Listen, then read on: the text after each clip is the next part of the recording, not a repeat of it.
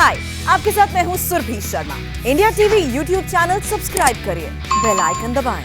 उत्तराखंड में त्रिवेंद्र सिंह रावत ने इस्तीफा दे दिया है। अब अगला मुख्यमंत्री कौन होगा, इस पर कल फैसला होगा। बीजेपी में कल सुबह 10 बजे विधायक दल की बैठक में नए सीएम के नाम पर निर्णय लिया जाएगा। अब से थोड़ी देर पहले अपने इस्तीफे की जानकारी खुद त्रिवेंद्र सिंह रावत ने मीडिया को एक प्रेस कॉन्फ्रेंस के जरिए दी और उन्होंने बताया कि पार्टी ने किसी और को मुख्यमंत्री बनाने का फैसला किया। यह सामूहिक फैसला था और मैं त्यागपत्र दे चुका हूं। इस वक्त देहरादून में गोनिका अरोड़ा मौजूद हैं, दिल्ली से देवेंद्र पराशर हमारे साथ हैं।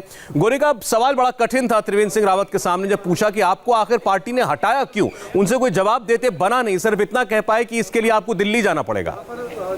विचार विमर्श होना चाहिए वो यहाँ पर नहीं। देखिए, बिल्कुल जाहिर तौर पर जवाब वो नहीं दे पाए। उनसे बार बार हमने पूछा कि विधायकों में नाराजगी थी तो नाराजगी को सॉर्ट आउट क्यों नहीं किया गया और वजह क्या रही, आपको हटाया गया। तो उस पर उनका यही जवाब था कि इसके लिए आपको दिल्ली जाना होगा। सिर्फ उन्होंने इतनी जानकारी दी कि उन्होंने पार्टी के लिए कितने वक्त के लिए कार्य किया, क्या क्या कार्य किए हैं। इसके अलावा उन्होंने अपने जो भी उनका 4 साल से भी कम दिन का जो कार्यालय था उस पर उन्होंने बात की और ये बताया कि उन्होंने इस्तीफा दे दिया है और ये बताया कि कल जो 10 बजे विधायक दल की बैठक होगी उसमें फैसला लिया जाएगा कि नया चेहरा कौन होगा।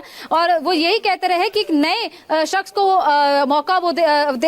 मौका दिया जाएगा। लेकिन सवाल यही और यही हमने उनके विधायक से भी पूछा कि क्या हुआ कि ऐसा पार्टी में इतने उनको लेकर इतनी नाराजगी विधायकों में कैसे हो गई। लेकिन जो उनके समर्थन के विधायक है उनका ये कहना है कि कोई ऐसी नाराजगी नहीं थी, उन्होंने अच्छा काम किया है। लेकिन जिस तरीके से ये तो साफ ही है कि पार्टी में उनको लेकर जो विधायक है उनमें नाराजगी थी, मंत्रियों में नाराजगी थी। मंत्रियों का ये आरोप था कि उन्हें काम तक नहीं करने दिया जा रहा था, उनसे बातचीत तक नहीं हो पाती थी मुख्यमंत्री की। और यही नतीजा हुआ है कि आज उनके काम करने की शैली को लेकर ही एक किस्म की नाराजगी थी और इसी वजह से उनको कुर्सी छोड़नी पड़ी है। देवेंद्र, ये बताएगा कि क्या ये एक किस्म की बगावत थी त्रिवेंद्र सिंह रावत के खिलाफ, उनके विधायकों के, मंत्रियों की, या एक जनरल माहौल पार्टी में उनके खिलाफ बना था?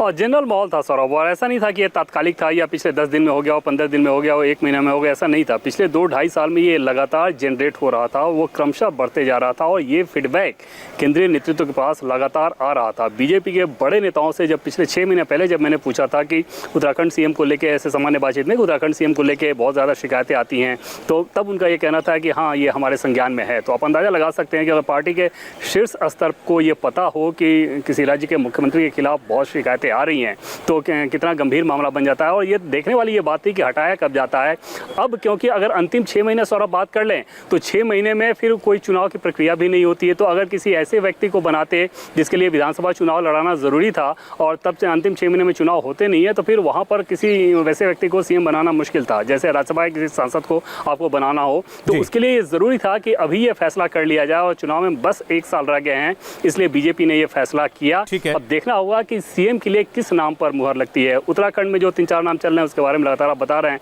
कि धन सिंह रावत हो, सतपाल महाराज हो, लेकिन सतपाल महाराज के साथ समस्या है कि भगत सिंह कोश्यारी उनके मुखर विरोधी हैं। धन सिंह रावत का कद इतना बड़ा नहीं है कि उत्तराखंड बीजेपी के सभी नेता उन्हें आसानी से स्वीकार कर सकें। तो ये सारी अड़चने वहां पे हैं और ऐसे में पार्टी चलिए इन नामों पर और चर्चा करेंगे। देवेंद्र, एक छोटा सा ब्रेक हम यहां पर लेते हैं। त्रिवेंद्र सिंह रावत का जाना तो खैर तय माना जा रहा था, 2 दिन से लगातार ही अटकलें चल रही थी और वो हुआ भी। लेकिन अब सवाल यही है कि कौन होगा उत्तराखंड का अगला मुख्यमंत्री, कौन से प्रमुख नाम है, कौन आगे चल रहा है, कौन पीछे। इस पूरी सियासत पर अपडेट आपको देंगे एक छोटे से ब्रेक के बाद।